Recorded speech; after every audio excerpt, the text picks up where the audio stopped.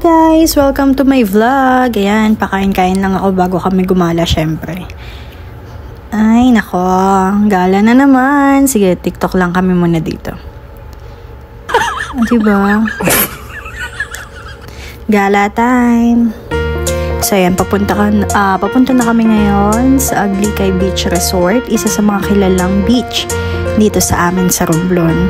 Well, kung mapapansin nyo guys, or kung maitatanong nyo man lang, dito ako pinanganak sa Romblon, dito sa amin. Ayan, papunta na kami ngayon sa Aglicay. Well, actually, hindi pa ito yung mismong beach dahil papasok pa kami yan sa looban. Siguro mga 10 to 15 minutes nandun na kami. Well, actually, okay lang din kasi sobrang ganda din naman ang daanan, tsaka mapuno din yung buong paligid na mumotorin nyo. Tatlo kami dito actually. Kasama ko yung pinsan ko, yan yung boyfriend ko, nagda-drive. Birthday kasi niya ngayon, so gusto namin siyang i-treat man lang, kahit dito man lang sa beach resort. Sobrang ganda niya guys, so yan, nandito na kami. Welcome to Aglicay Beach Resort. Ayan yung pinsan ko. Meet Ashley. Sobrang ganda dito guys, tsaka hindi siya matao. Then yan, bayad muna kami ng entrance fee. Tsaka sobrang sulit nito guys kasi 75 pesos lang siya yung entrance fee. So maghahanap muna kami ng pupwestuhan. Diba guys, walang matao. Ayun, nakahanap na kami ng pwesto. Syempre, sa lilim ng puno. Sobrang ganda guys kasi yung mga kilala nating beach sa Manila is sobrang daming tao, diba? Ewan ko nga ba't hindi napupuntahan to eh. Pero kung mapapadaan kayo dito guys at kung gusto nyo magbakasyon, pumunta kayo dito sa Aglicay Beach sa Romblon. Napakaganda.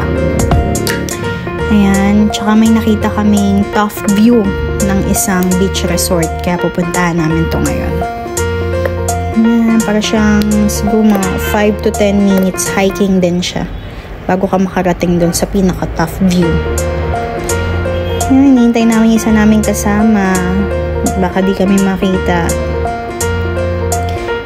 Ang ganda guys, sobra. Kung trip nyo talaga yung mga dagat-dagat, ay perfect ka dito dahil. Ayan, paakyat na kami neto.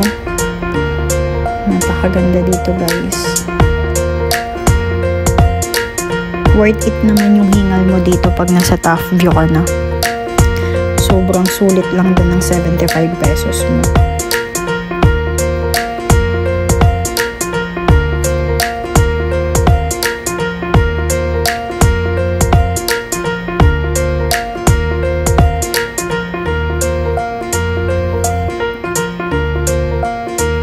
Ayan, makikita nyo rin yung pinakyatan namin. Sobrang layo na, sobrang haba, pero worth it naman yan.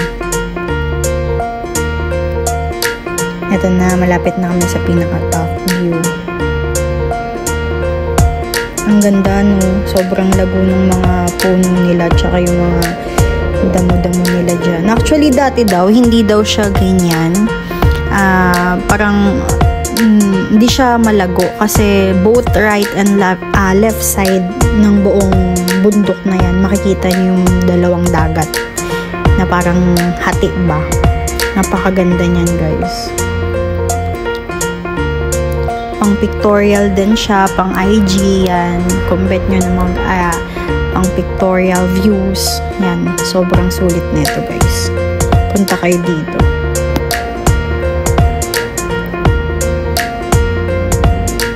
Mahangin siya din. Syempre, papunta ka sa taas, kaya mahangin.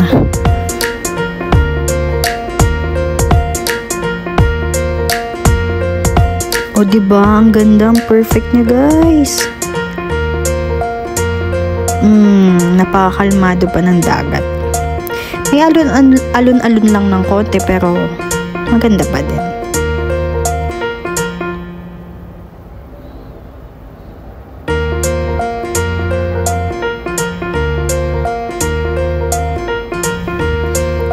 magpakita ako daw. Yung sinasabi ko sa inyo guys, yun yung dalawang hating dagat. Dito sa kinatatayuan namin, bundok kasi to eh. Ayan, yung right side, and ito yung left side. Ayan. Diba ang perfect niya guys? Wala daw yan yung mga malalagong trees na yan before. Talagang makikita nyo yung pinaka-gitna. Ayan, naliligo na kami ngayon. O diba, parang eme lang. Boogs.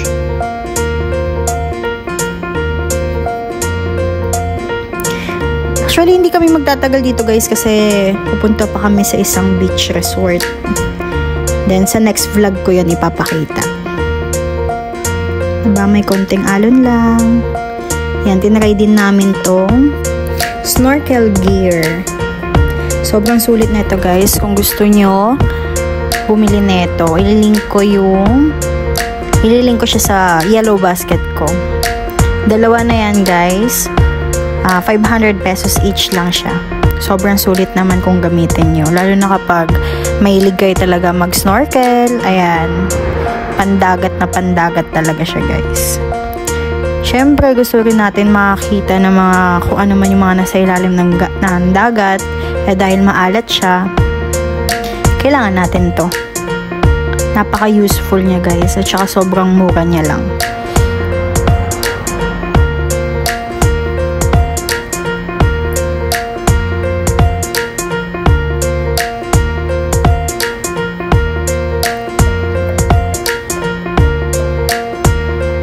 Sobrang nag-enjoy sila kahit sobrang minimal lang ng alon.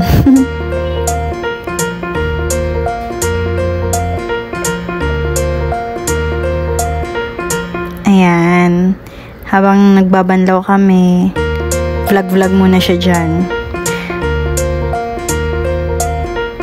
And actually guys, hindi kami magtatagal dito kasi pupunta pa kami sa isang beach dito sa Romblon din. Tugdan Island. Ayan. Papunta na kami doon. So, sa next vlog ko na lang siya ipapakita.